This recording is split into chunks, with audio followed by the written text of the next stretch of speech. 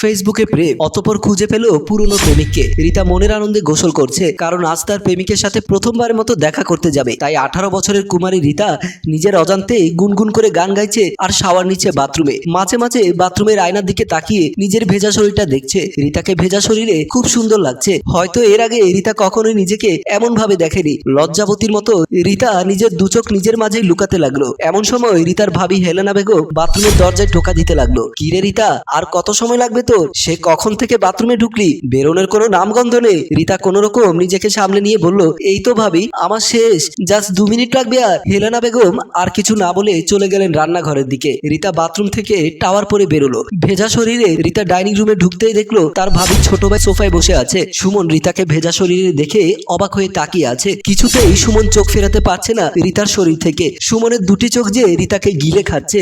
একে তো রিতা সুমনকে একটুও সহ্য করতে পারে না, অপরদিকে সুমনের লোভনীয় চাহনিতে রিতা যেন তেলে বেগুনে জ্বলে উঠছে। রিতা কঠিন ভাষায় সুমনকে বলল, এই যে মিস্টার, আপনার কি লজ্জা শরম বলতে কিছুই নেই? রিতার কথায় সুমন স্বাভাবিক হয়ে বলল, না মানে। রিতা বলল, না মানে করছেন কি?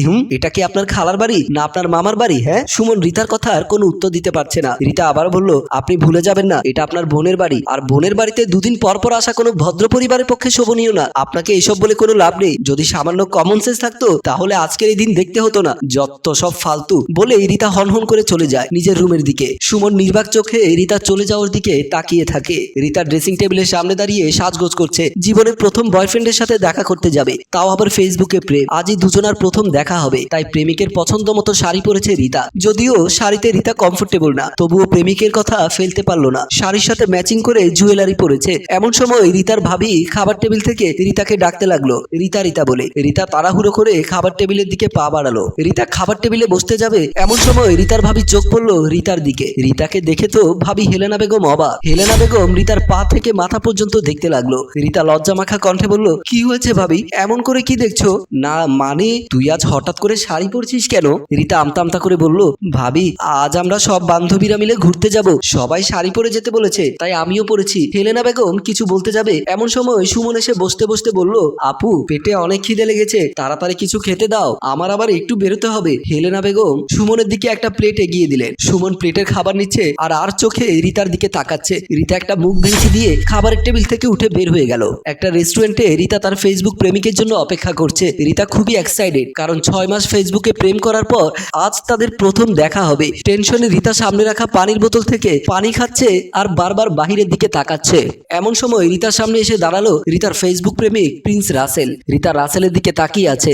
রাসেল রিতার দিকে হাত বাড়িয়ে দিয়ে বলল, are you queens Rita? Rita রাসেলের হাত ধরে বলল, yeah I am Rita, are you prince Russell? Yes. Rita বলল, সিট ডাউন প্লিজ। রাসেল বসতে বসতে বলল, of course and many many thanks, আমার কথা রাখার জন্য, মানে আমার পছন্দ মতো শাড়ি পরে আসার জন্য। বাই দ্য ওয়ে, কি অর্ডার করা যায় বলো? রিতা কোনো কথা বলল না। রাসেল একটা ওয়েটারকে ডাকলো, ওয়েটার ওয়েটার এদিকে আসবেন প্লিজ। রাসেলের ডাকে সাড়া দিয়ে একজন ওয়েটার এসে তাদের টেবিলের সামনে দাঁড়ালো। ওয়েটার বলল, জি স্যার বলুন, কিভাবে আপনাদের সাহায্য করতে পারি? রাসেল রিতাকে বলল, কি খাবে বলো?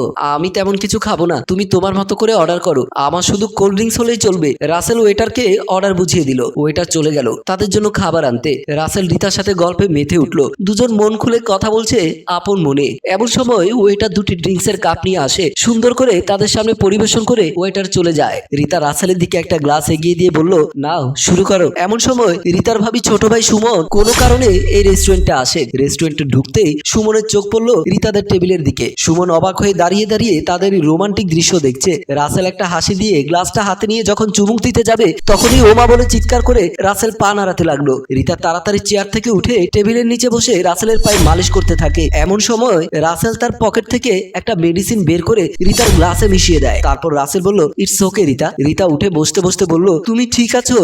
ঠিক আছে, তুমি চিন্তা করো না, নাও এবার শুরু করো বলে এই গ্লাসটা রিতার হাতে তুলে দেয় রাসেল। রিতা গ্লাসে চুমুক দিতে তার সারা শরীর যেন ঝাঁকুনি দিয়ে উঠলো। মুহূর্তের মধ্যে রিতা জ্ঞান হারিয়ে লুটিয়ে পড়লো। এদের এমন কাণ্ড দেখে সুমন অবাক হয়ে যায়। সুমন দেখলো রাসেল রিতার ভ্যানিটি ব্যাগ থেকে ফোনটা নিয়ে তার পকেটে ঢুকালো। সুমন দেরি না করে তার ফোন বের করে এই দৃশ্য ভিডিও করতে লাগলো। রাসেল রিতার কান থেকে কানের দুল খুলে হাতে নিয়ে ভালো করে দেখতে লাগলো। একটা মিষ্টি হাসি দিয়ে চুমুক দিয়ে রাসেল পকেটে ঢুকিয়ে ফেললো। সুমন আর দেরি না করে রেস্টুরেন্টের গেটে থাকা একজন পুলিশের কাছে ছুটে গেল। রাসেল রিতার ব্যাগ ভালো করে চেক করে দামি জিনিসপত্র সহ ব্যাগটা নিল। তারপর চারিদিকে ভালো করে দেখে যখন বেরোতে যাবে, ঠিক তখনই সুমন আর একজন পুলিশ এসে তার সামনে দাঁড়ালো। রাসেল নিজেকে বাঁচাতে বাঁচানোর জন্য দৌড় দেওয়ার চেষ্টা করলো, কিন্তু কোনো লাভ হলো না। একজন পুলিশ রাসেলের কলার চেপে ধরে ঠাস ঠাস করে দুটো চর বসিয়ে দিল। এদিকে সুমন রিতার চোখে মুখে পানি ছিটিয়ে দিচ্ছে রিতার জ্ঞান ফেরার জন্য। রিতার জ্ঞান ফিরতে দেখতে পেল একজন পুলিশ ও সুমনকে। একজন পুলিশ রাসেলের কলার ধরে দাঁড়িয়ে আছে। পুলিশ সুমনকে বলল, ধন্যবাদ সুমন সাহেব, ইনফরমেশন দিয়ে সাহায্য করার জন্য।